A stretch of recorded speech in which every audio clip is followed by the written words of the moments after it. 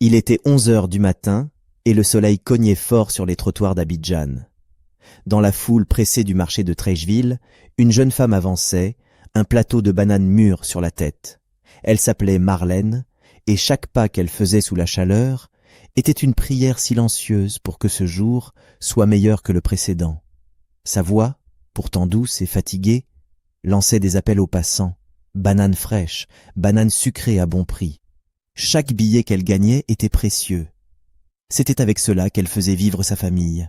Sa mère, maman Julie, veuve depuis 5 ans, et sa petite sœur Tania, âgée de 10 ans. Le soir venu, Marlène rentra dans une maison modeste inachevée, sans peinture ni carrelage. C'était tout ce qu'elle pouvait se permettre. Elle posa quelques billets froissés sur la table en bois. « Maman, la journée a été dure, mais j'ai pu vendre un peu. » Maman Julie soupira en comptant. « Ce n'est pas assez pour les frais de Tania, mais au moins, on pourra manger ce soir. Ma fille, tu te bats trop. Tu mérites mieux que cette vie. » Marlène hocha la tête. « Tant que j'ai mes jambes et mes bras, je ne m'en dirai jamais, maman. Je vais me battre. Je n'ai pas le choix. » Le lendemain, alors qu'elle arrangeait ses bananes sur une vieille nappe en plastique, Tania arriva en courant, les yeux pleins de larmes. « Marlène, la maîtresse m'a renvoyée de l'école. Elle a dit que je ne peux plus venir tant qu'on ne paie pas les frais. » Maman Julie se leva d'un bond, le visage assombri. « J'ai supplié la directrice. Je lui ai dit qu'on paierait bientôt. Comment peuvent-ils faire ça à une enfant ?» Marlène s'agenouilla devant sa sœur et essuya ses larmes. « Ne pleure pas, Tania. Tu retourneras à l'école. Je te le promets. »« Mais comment ?» demanda la petite fille entre deux sanglots. « On n'a même pas assez pour manger. » Marlène se redressa, les yeux brillants de détermination. « Je vais me lever plus tôt. Je vais vendre plus. Personne ne t'empêchera d'apprendre, Tania. Je te le jure. » Maman Julie prit la main de sa fille. « Que Dieu te protège, ma fille. Mais fais attention. Cette ville n'est pas tendre avec les jeunes filles courageuses. » Marlène força un sourire. « Je suis forte, maman. Je ne me briserai pas. » Et elle sortit une fois de plus affronter les rues d'Abidjan, sans savoir que ce jour-là, quelqu'un l'observait, et que sa vie allait basculer. Le soleil commençait à se coucher, colorant le ciel d'un mélange d'orange et de pourpre. Marlène, le visage marqué par la fatigue, réarrangeait les derniers régimes de bananes sur son étal. Les ventes avaient été maigres. Elle comptait ses pièces, se demandant si elles suffiraient à acheter du riz pour le dîner. Soudain, une voiture noire, lustrée, aux vitres teintées, s'arrêta tout près. Les regards des vendeurs se tournèrent aussitôt. On ne voyait pas souvent ce genre de véhicule dans ce quartier. La portière s'ouvrit lentement. Un homme élégant en descendit, costume bien taillé, chaussures cirées, montre en or discret. Sa démarche était calme, assurée. Il s'appelait Landry Quadio, héritier d'un empire immobilier, respecté dans toute la ville. Mais personne ne comprenait ce qu'un homme comme lui venait faire ici. Il marcha jusqu'à l'étal de Marlène. « Combien pour un régime ?» demanda-t-il, sa voix posée mais ferme. Marlène leva les yeux vers lui. Elle le détailla rapidement. Son allure, ses mains propres, son parfum subtil. Il n'était clairement pas d'ici. « 600 francs CFA, monsieur, » répondit-elle simplement. Landry sortit un billet de 1000 francs et le lui tendit. « Garde la monnaie. » Mais Marlène fronça les sourcils, tendit un autre régime et secoua la tête. « Non, monsieur, je ne prends pas l'argent que je n'ai pas mérité. Prenez un deuxième régime pour compléter. » Landry la regarda, surpris. « Tu es sérieuse ? » ?»« Oui, je travaille dur pour chaque franc. Je ne prends que ce que je mérite. » Un petit sourire se dessina sur les lèvres de Landry. Il prit le deuxième régime, puis hocha la tête. « C'est rare de croiser des gens comme toi. » Marlène ne répondit pas. Elle se contenta de ranger ses bananes, prête à rentrer chez elle. Landry remonta dans sa voiture, mais son esprit restait troublé. Il avait côtoyé des chefs d'entreprise, des diplomates, des femmes d'affaires. Mais cette vendeuse de bananes, elle avait quelque chose que les autres n'avaient pas, de la dignité. Le lendemain matin, alors que Marlène installait ses fruits, le même véhicule noir se gara à nouveau. Landry descendit, les mains dans les poches, et marcha droit vers elle. « Bonjour, dit-il. »« Bonjour, monsieur, » répondit-elle un peu surprise.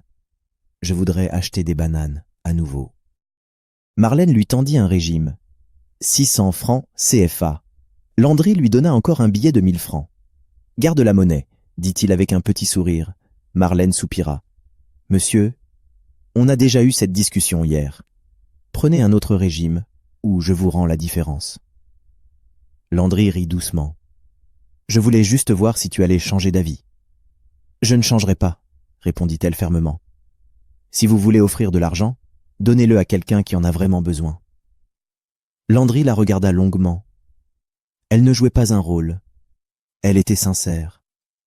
Pendant plusieurs jours, il revint, parfois pour acheter, parfois juste pour observer. Il la vit offrir des bananes à une vieille dame sans demander un sou. Il la vit refuser l'argent d'un client qui avait payé en trop. Il la vit consoler une autre vendeuse qui venait de se faire voler sa recette. Chaque jour, il en découvrait un peu plus sur elle. Et chaque jour, il se posait la même question. Qui est vraiment cette fille que le monde ignore, mais qui mérite tout? Pendant que Landry se découvrait fasciné par la droiture de Marlène, ailleurs, dans un restaurant luxueux du plateau, une femme élégante faisait tournoyer un verre de vin entre ses doigts, parfaitement manucurés. Diane, la fiancée de Landry, portait une robe rouge moulante et des bijoux qui brillaient comme ses ambitions. Assise en face de Landry, elle le fixait depuis plusieurs minutes, sans qu'il ne la regarde vraiment. Il avait le regard dans le vide, les pensées ailleurs. « Tu es distant depuis quelques jours, Landry. Tu ne réponds plus à mes messages. Et quand tu es là, tu ne l'es pas vraiment. » Landry leva les yeux, essayant de cacher ses pensées. « Désolé, Diane. Je suis juste préoccupé. »« Par quoi? Ton travail? Ou cette rumeur ridicule selon laquelle tu traînerais dans des marchés de pauvres ?» Landry serra la mâchoire. « Ce n'est pas ridicule. » Diane éclata de rire, un rire hautain, sec. « Ne me dis pas que tu perds ton temps avec une fille de la rue ? » Ce n'est pas une fille de la rue. Elle s'appelle Marlène, et elle est bien plus honnête que beaucoup de gens de notre cercle. Diane fronça les sourcils, son ton devint glacial. « Tu plaisantes ? Toi, Landry Quadio, héritier de l'un des plus grands patrimoines immobiliers du pays, en train de défendre une vendeuse de bananes ? Je défends une femme qui a plus de valeur que tu ne le crois. Laisse-moi deviner. Elle t'a touché avec son histoire ? Tu veux la sauver, comme dans un conte de fées ? Landry, réveille-toi. Les femmes comme elle savent ce qu'elles font. C'est sûrement une manipulatrice comme les autres, sauf qu'elle vend des fruits au lieu de porter du Chanel. Landry se leva. Je crois que le dîner est terminé. Diane le regarda, figée par la surprise. Tu vas me jeter comme ça?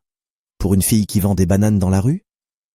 Je ne jette personne, mais je choisis de ne pas mépriser ceux qui vivent avec dignité.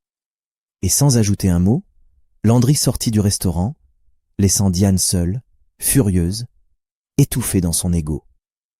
Quelques jours plus tard, le soleil se couchait lentement quand Landry retrouva Marlène en train de ranger ses bananes. « Vous encore ?» dit-elle avec un petit sourire. « Vous achetez plus de bananes que vous n'en mangez. » Landry sourit aussi. « Ce n'est pas pour les bananes aujourd'hui. J'ai une proposition. » Marlène se redressa, un peu méfiante. « Quel genre de proposition ? » « Je cherche une personne de confiance pour m'aider à la maison. Une personne simple, honnête, comme vous. Le salaire est bon.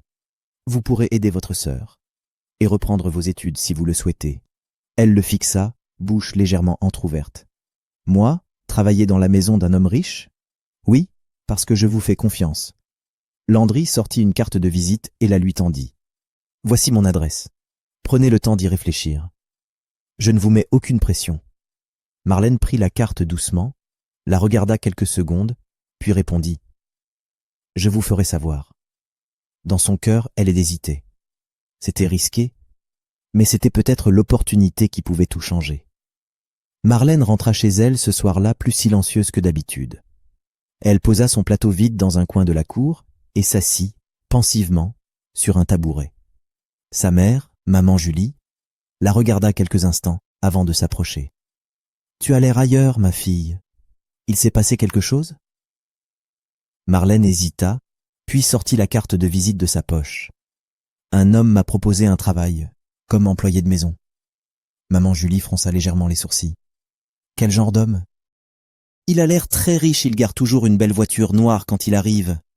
Il est poli, il m'achète souvent des bananes. Et aujourd'hui, il m'a dit qu'il me faisait confiance et voudrait que je vienne travailler chez lui. » Un long silence s'installa. « Tu veux dire, il t'a demandé de venir travailler chez lui? Juste comme ça? » ?»« Oui, il m'a donné cette carte. Il m'a dit de réfléchir. » Maman Julie soupira profondément. Elle regarda le ciel un instant, comme pour y chercher un signe, puis reposa les yeux sur sa fille. « Marlène, il y a des hommes qui font des promesses pour mieux piéger. Mais il y en a aussi, rares, qui tendent la main sincèrement. Tu es une bonne fille, tu as de la valeur. Peut-être que Dieu t'ouvre une porte. » Marlène murmura. « Et si c'était un piège? Et si je regrettais d'avoir fait confiance ?» Maman Julie posa une main douce sur son épaule. « Ma fille, la peur ne doit pas être ton guide. Observe, écoute ton cœur. Mais n'aie pas peur de changer de vie. Ce que tu vis là, ce n'est pas une vie, c'est une survie. Tu mérites mieux. » Marlène baissa les yeux, émue. « Alors tu penses que je devrais y aller? » ?»« Je pense que tu devrais aller voir. Ce n'est qu'un entretien. Si tu ne sens rien de bon, tu rentres. Mais si c'est une vraie opportunité, ne la laisse pas passer. » 2 jours plus tard, un taxi s'arrêta devant une grande villa blanche à Cocody Ambassade. Marlène descendit, nerveuse, tenant un petit sac et la carte qu'il lui avait donnée. Elle s'approcha du portail, où 2 gardiens en uniforme se tenaient. « Bonjour, je suis Marlène. Monsieur Landry m'a invité pour un entretien. » L'un des gardiens hocha la tête et composa un numéro. « Allô ? Oui, monsieur. La demoiselle est arrivée. » « Très bien. » Il raccrocha, ouvrit le portail. « Il vous attend. » Marlène entra dans la cour, intimidée par l'élégance des lieux. Une domestique l'accueillit à la porte, l'invita à patienter dans un petit couloir. Elle n'eut pas le temps de poser son sac, qu'une voix tranchante retentit depuis le salon. « Donc c'est elle, la fille au plateau de bananes ?» Diane, debout, bras croisés, regardait Marlène comme une tache sur du marbre blanc. « Franchement, Landry, tu tombes bien bas. » Landry arriva aussitôt. « Diane, arrête. Elle est ici pour un travail, pas pour tes attaques gratuites. » Diane s'avança vers Marlène, hautaine. « Très bien. Alors écoute-moi bien. » Elle la toisa de la tête aux pieds. « Ici, tu es là pour faire ce qu'on te dit. Tu nettoies, tu repasses, tu ranges. Et surtout, tu ne touches à rien qui ne t'appartient. Compris ?» Marlène baissa les yeux, posée, sans rébellion. « Oui, madame. »« Bien. Et au moindre faux pas, tu dégages. » Ce fut le début d'un combat silencieux. Ce soir-là, en rentrant à la maison, Marlène était silencieuse. Sa mère, maman Julie, lui servit un peu de riz et s'installa près d'elle. « Alors, comment c'était ?» demanda-t-elle doucement. Marlène prit une longue inspiration avant de répondre. « La maison est immense, comme un petit palais. Mais ce n'est pas ça qui m'a marqué. C'est l'ambiance. Il y a cette femme, Diane. Elle m'a humiliée, maman. Dès mon arrivée, elle me voit comme une moins que rien. » Elle baissa les yeux, ravalant un frisson. « Et Landry ?» insista maman Julie. « Il m'a défendu un peu, mais je sens que c'est compliqué. Il a dit que je pouvais commencer lundi prochain à 6 heures du matin. » Elle marqua une pause avant d'ajouter « C'est payé 80 000 francs par mois, en espèces, chaque fin de mois. » Maman Julie hocha lentement la tête. « Ce n'est pas l'idéal, ma fille, mais c'est un début. Et tu n'y vas pas pour chercher des amis, tu y vas pour travailler. Si tu restes droite, propre dans ton cœur, personne ne pourra t'enlever ta dignité. Et qui sait, même les cœurs durs finissent parfois par changer. » « Tu crois qu'elle peut changer, maman? Cette femme? Elle me méprise tellement. Peut-être pas. Mais toi, Tu peux lui montrer qu'on peut être pauvre, sans jamais être petite. Marlène esquissa un sourire, léger mais sincère. Je vais essayer, juste pour un temps. Si ça devient trop, je partirai. Voilà, c'est tout ce que je te demande. Le lundi matin, ce jour-là, Marlène commença un nouveau chapitre. Pas un conte de fées, mais un combat digne. Chaque jour, Diane cherchait une faille, un regard de travers, une erreur, une excuse pour l'humilier. Mais Marlène tenait bon. Elle n'avait pas l'élégance d'un monde de luxe, mais elle avait l'élégance de l'âme. Et ça ne s'achète pas. Chaque jour, Marlène se levait à l'aube, avant même que le soleil n'éclaire la cour silencieuse. Elle accomplissait ses tâches sans se plaindre. Nettoyer les vitres, laver les sols, repasser les chemises impeccables de Landry, et aussi les robes luxueuses de Diane, qu'elle pliait avec soin, même si elle avait honte rien qu'à les toucher. Mais malgré son respect, sa discrétion, son travail irréprochable, Diane ne lâchait rien. Elle la surveillait, l'attendait au tournant. Elle cherchait une faille. Un soir, alors que Marlène venait de finir de nettoyer le salon, Diane entra, un verre à la main, ses talons claquant légèrement sur le sol ciré. Elle s'arrêta près de la table basse, l'observa, puis fit mine de perdre l'équilibre. Oups! Le verre tomba, se renversant exprès sur le sol que Marlène venait à peine de nettoyer. Un silence glacial s'installa. Diane la regarda droit dans les yeux, avec ce petit sourire cruel au coin des lèvres. « Nettoie ça, et vite !» Marlène, sans un mot, s'agenouilla. Elle attrapa un chiffon, commença à absorber le liquide. Elle savait que ce n'était pas un accident. C'était une énième provocation. Un test. Une humiliation déguisée en ordre. Mais le pire, ce n'était pas le geste. C'était cette phrase que Diane ajouta, à voix basse, en se penchant vers elle, son souffle froid comme le venin. « Tu n'es qu'une domestique. Ne l'oublie jamais. » Marlène se redressa lentement. Ses mains étaient humides, son cœur lourd. Mais son regard, lui, ne tremblait pas. Elle ne répondit rien. Mais dans ses yeux, il y avait une braise, une flamme silencieuse, celle des femmes qu'on ne piétine pas impunément.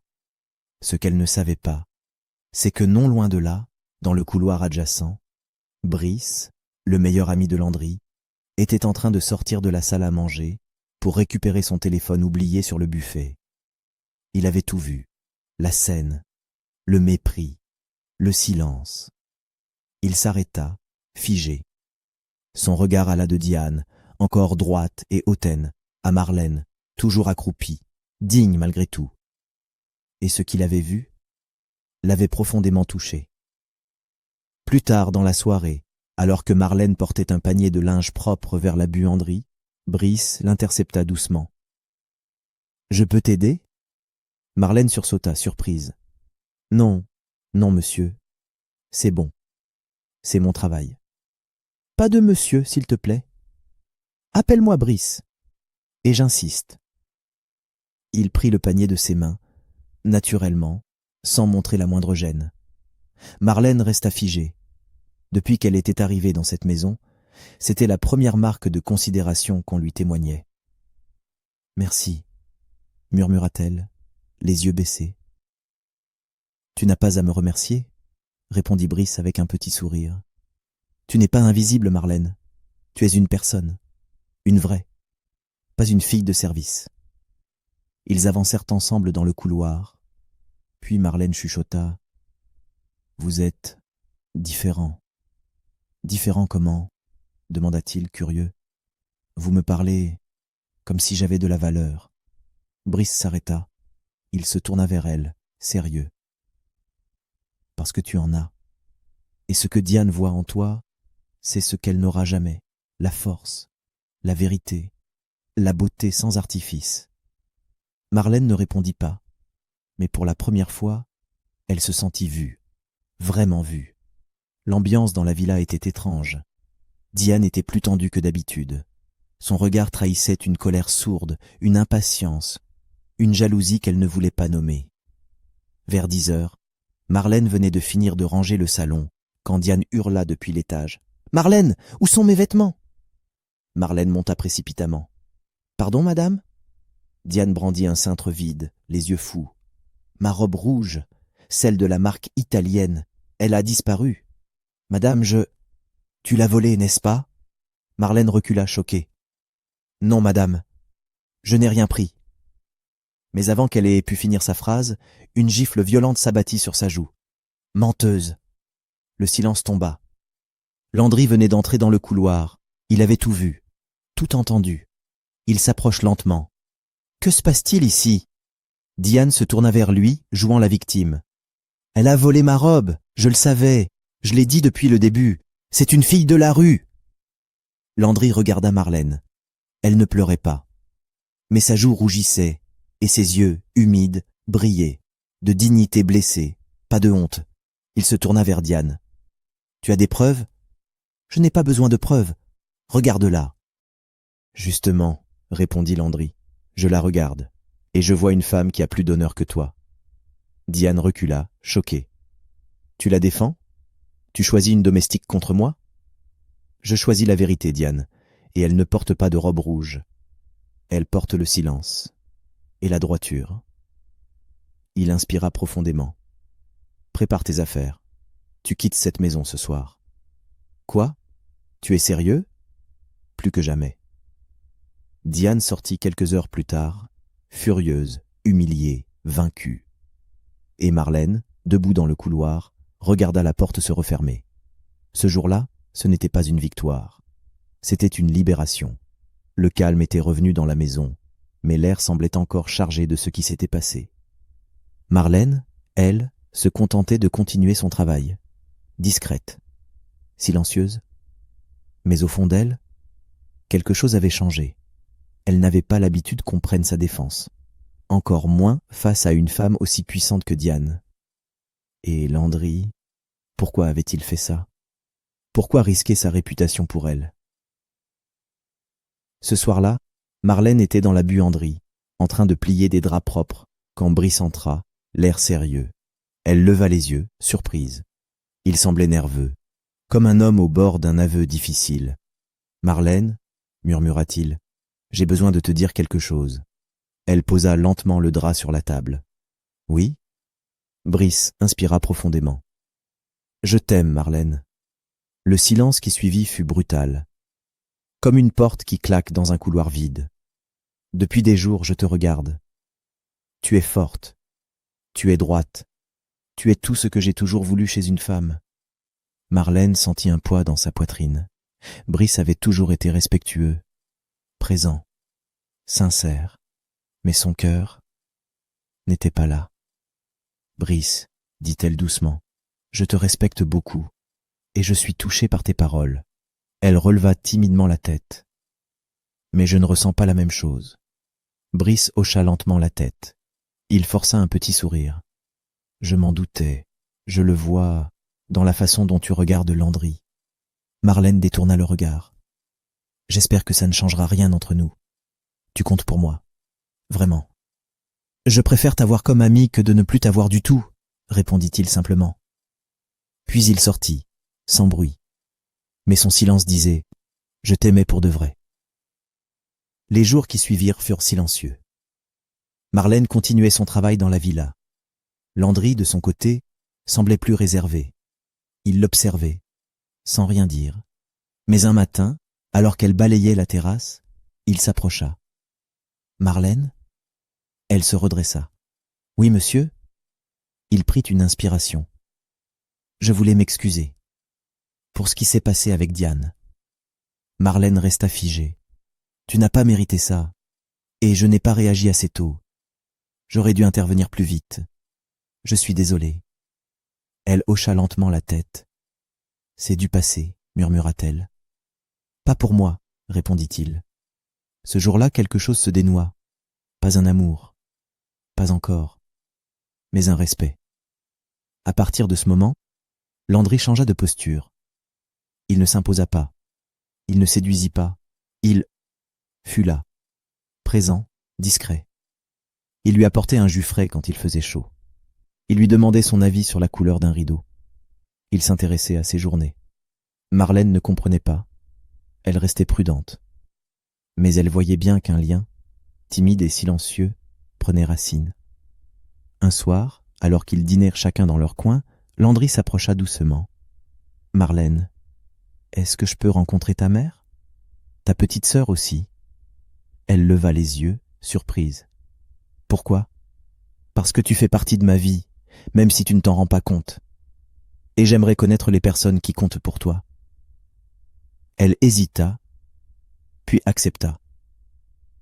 Le dimanche suivant, ils allèrent ensemble dans le quartier populaire où vivaient maman Julie et Tania.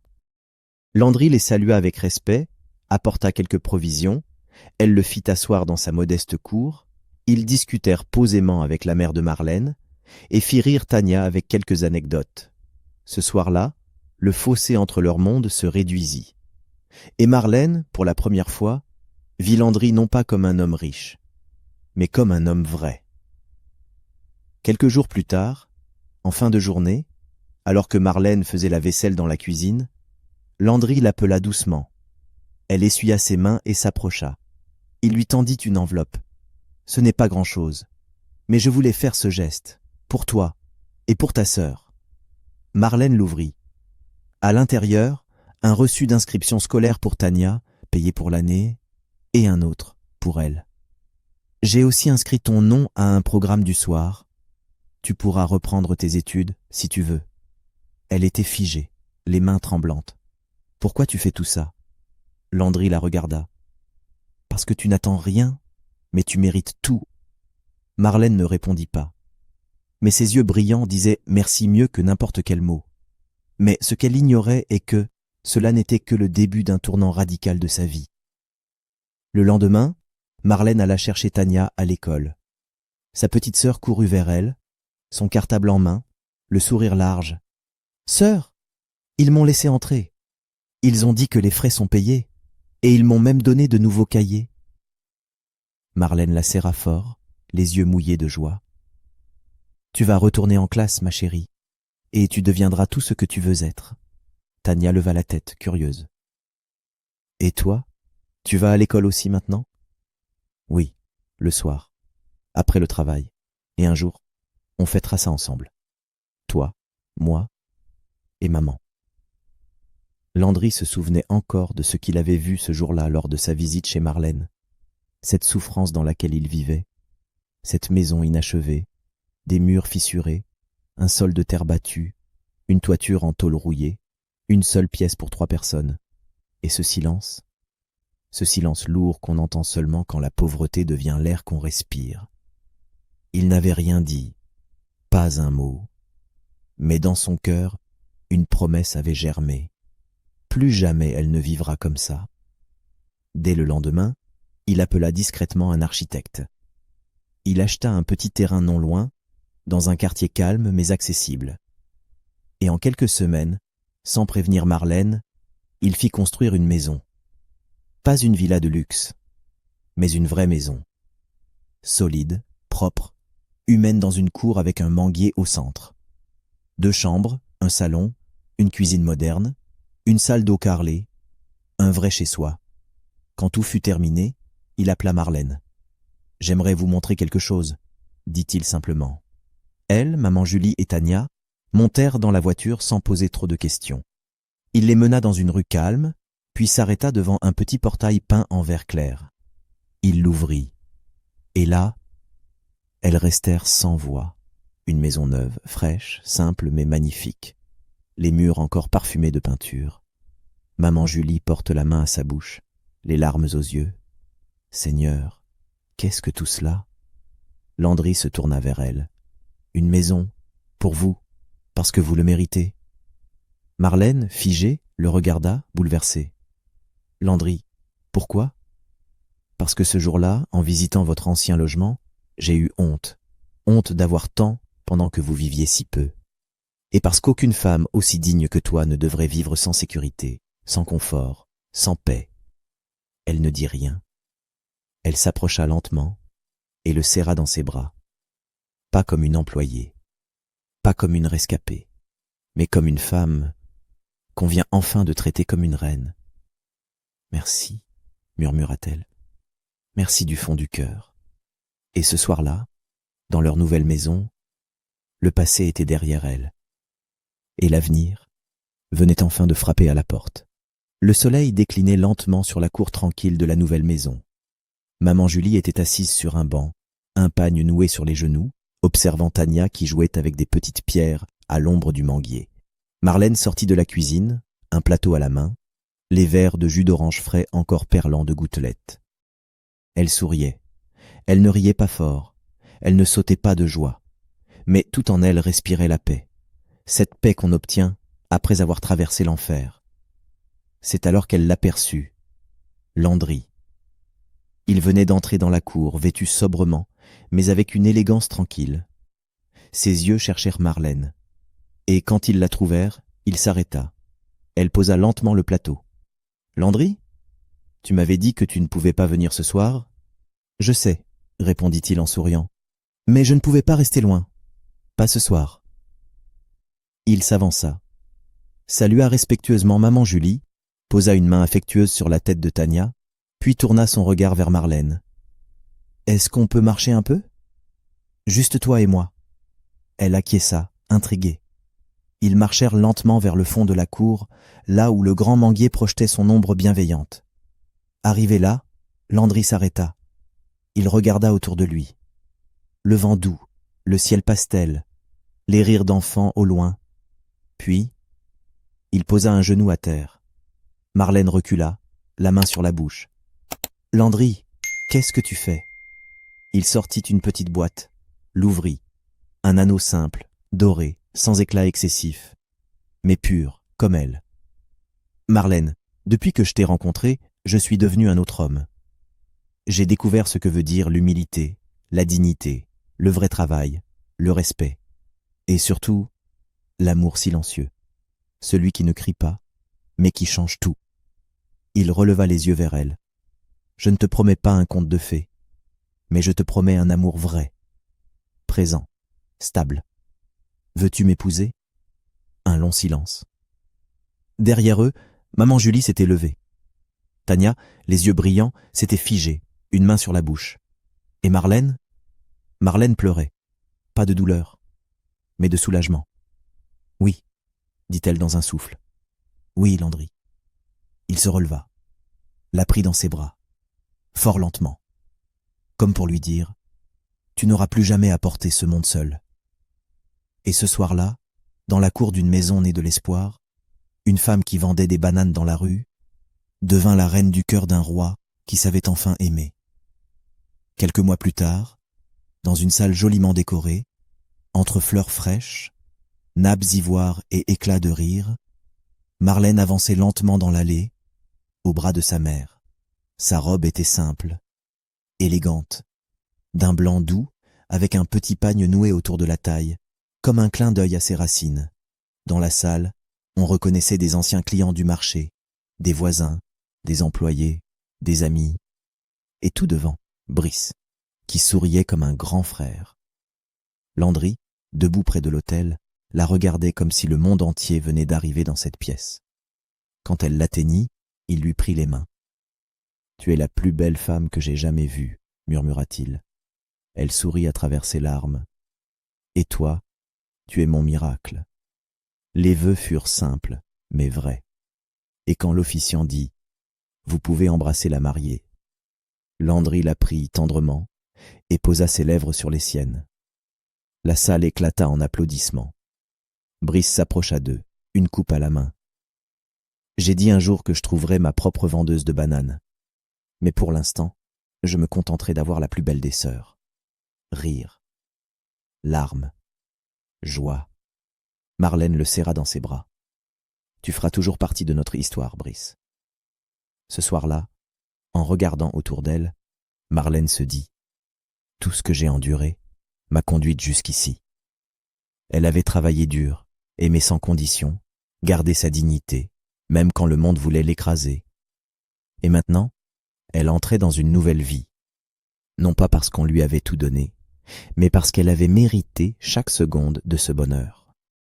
Les années passèrent, mais certaines choses ne changèrent jamais. Marlène, désormais Madame Quadio, continuait d'être la même femme, humble, travailleuse, fidèle à ses valeurs. Elle avait terminé ses études, obtenu un diplôme en gestion. Et grâce au soutien de Landry, elle avait ouvert un centre d'apprentissage pour jeunes filles défavorisées, non loin de là où elle vendait autrefois des bananes. Chaque semaine, elle y donnait des ateliers sur le respect de soi, la dignité, la gestion de petits commerces, la force intérieure. Tania, de son côté, avait grandi. Elle poursuivait des études brillantes, rêvait de devenir avocate. Maman Julie, toujours assise sous le manguier du nouveau logement, regardait ses filles avec fierté. Elle disait souvent « Je n'ai jamais eu de bijoux, mais Dieu m'a donné des trésors. Mes filles. » Et elle n'avait pas tort.